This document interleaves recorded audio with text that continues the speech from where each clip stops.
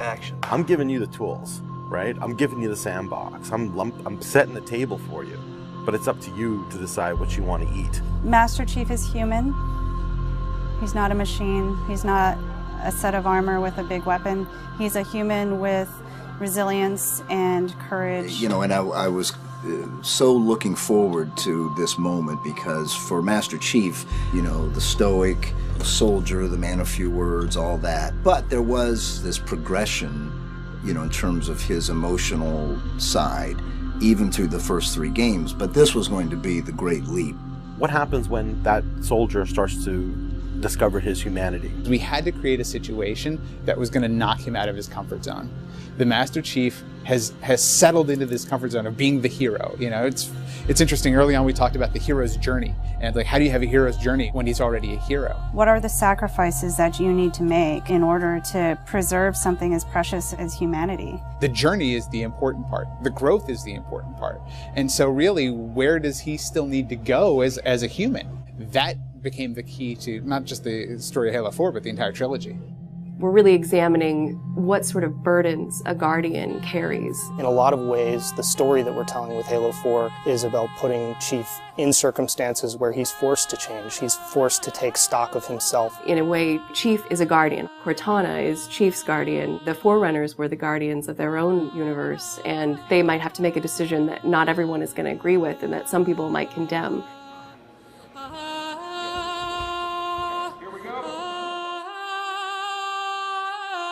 It's almost like you're a little kid and you're just playing make-believe again.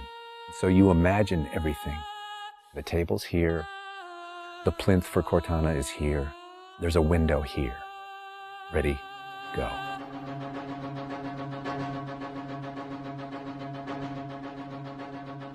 How can we immerse the player even more in this world that we've built around them? I'm not doing this for mankind. How can we have Chief have to deal with his own humanity? Everything had to be predicated by what the character needs were and what direction the characters needed to go in. The art direction specifically for Halo 4 isn't about creating an emotional tone for Halo 4, it's about creating an emotional tone for every single moment and experience that the player needs to understand. Similar to what we said is that, you know, we build what we need to see. We can't look too far this way, it starts to fall apart. But back in here, things are looking good. Film is like, I'm going to create something and it's going to be awesome and I'm going to polish it and I'm going to own it, but I'm going to share it with you, which is very different than game storytelling, which is I'm going to give you all the tools, I'm going to give you all the possibilities, and it's up to you to discover it. Answering questions and answering the directions that the narrative had already taken defined the path forward for us as we started to tell the story. We're always telling these huge, big stories. We've got Infinity, it's the biggest ship that has ever been launched. We've got Requiem, which is like the biggest Forerunner artifact we've ever found. But in the middle of all of that, we've got this very small personal story between Master Chief and Cortana. You tell a story with every detail that you put into a game. Immersion is really what allows somebody to believe your universe and also to become emotionally caught up in your universe. Ready to get back to work? I thought you'd never ask. How do we make sure the sights and the sounds and the things that they're feeling as a player inhabiting that suit really comes through more clearly? And you know, technology has allowed us to do that with much higher fidelity than back in the CE days. Okay, so those are definitely bigger ones. Yeah, those start to get. Just because we've got more people. Let's roll video. Yeah. So this will be just video and audio only, no face, no mocap. In that case, you won't mind if we return the favor. As we design these things, we put together the best plan. Until it actually touches an actor, it lacks humanity. Having the ability to work with the actors on stage, capturing their face, body, and voice at the same time, really gives us an opportunity to create an immersive experience for the actors. Working at Giant, we could have at least 8 actors in the same volume at the same time. So the objects that they're acting around and the people that they're acting with, against, through, and toward are there in the scene with them, and it makes a huge difference. We sent out a breakdown for the characters and how we wanted them to feel. We ended up getting 80 or 90 submissions back through our casting team. Casting for the Master Chief is tough. You need a performer that has a really raw physicality to him, and yet he has to, within the confines of this suit, be able to relate and relay emotion. I like to express myself. I freely do it. I wholly do it. I enjoy it. And so pulling back on all of those instincts is what's required to play him. imagine that translating to a 3D model with huge armor and making sure the personality of Chief's movement comes through that armor was really critical. And that really came down to Bruce's acting, his physical stature, and really his physicality as he went through all of the performance. You'll never see his face or hear his voice, but all of the other actors that are playing off of him have received so much from him in their performances, and I think that they would all agree with that.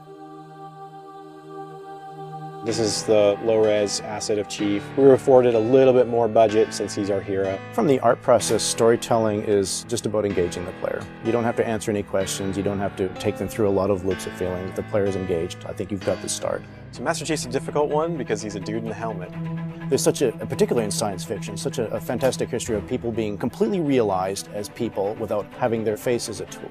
For us, it's making him feel like a real person. We have a nude male sculpt, and then from there we sculpt it on physically a tech suit. And on top of this, guys, when we spend time just doing all the details and trying to add some of that functionality, even little bits here and there like Braille, and this just reads 117.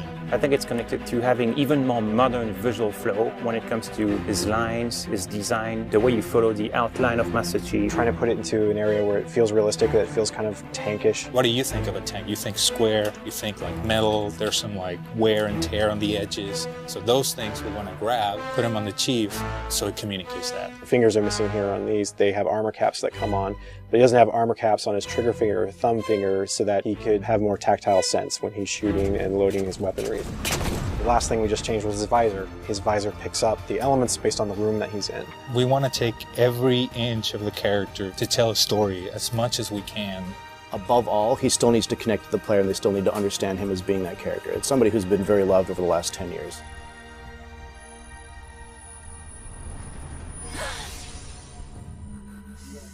The irony here, right, is that we have a character who's not human at all in Cortana. I was put into service 8 years ago. She is the most human character that we have in the story. Right? She's struggling with her own mortality. AIs deteriorate after 7, Chief. That's something that everybody struggles with. That's the most, human it gets. If we can just get back to Earth and find Halsey, she can fix this. Everyone has to figure out what it means to die. She's strong, she's convicted. She herself is going through a really difficult time in understanding the things that are happening to her. We were looking for somebody who really could bring just fire and stuff that's required for some of those sequences. We needed to make sure we found someone that had some innocence to her, but also could be very strong at the same time. If you imagine that you could have 20 emotions at one time, she has that. I will not allow you to leave this planet! She's really the heart of the game and the heart of Master Chief and explains what's going on and why it's a problem. I didn't mean to. I didn't mean to do that. Cortana is certainly our biggest human connection, I think, with the entire story. How can we see these subtle details in her facial structure? It's the Forerunner symbol for reclaiming. So this is the baseline where we started from Cortana, and then we go through and tweak and modify, having all these different elements moving throughout her that make her feel alive constantly. We wanted to make it to where you could have code flow lines start from every digit from her toes to her hands, and then be able to flow all the way up into her head. What you experience is her taking care of you as a player from a gameplay perspective, but I think you also start to get a sense of how she takes care of the human side of Chief. Wake me when you need me. They spotted us. Bringing Jen and Steve in and having them layer their voices over the character performances in the cinematics, that just brought the whole experience together. You look at just the number of lines that the Chief has had over the course of the franchise, and it's not a lot. How much firepower would you need? And yet people will immediately call you out on the Master Chief's voice being something very distinctive and important to them. The funny thing is that they've had this off-screen chemistry because they didn't actually meet until last year. Not only is this the first time they've ever sat together on a panel, this is the first time they've ever been in the same room or even met. So seeing them meet and seeing them have that chemistry in real life and seeing how they acted together in scenes, just felt like we just missed this opportunity for all these years to actually get them together and get something even more memorable and more exciting out of them. In the beginning, they were great choices for those characters. Steve has this very stoic personality that comes through in his few words. The same way Jen's voice is confident and it's strong, but it can also be playful. You do know you don't have to wait until the last minute just to impress me, right? In many ways, Halo 4 is the first act. You want a player to be able to ask themselves what it is to be a hero. Is the sacrifice worth it? I often think of him as like Atlas, you know, like he's got the weight of the world on his shoulders all the time. Chief and Cortana are the same person, but she has always been the reflection of his humanity.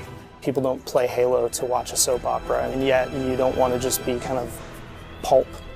To me, it's a natural progression of this story, and it takes this relationship to the place it should go to.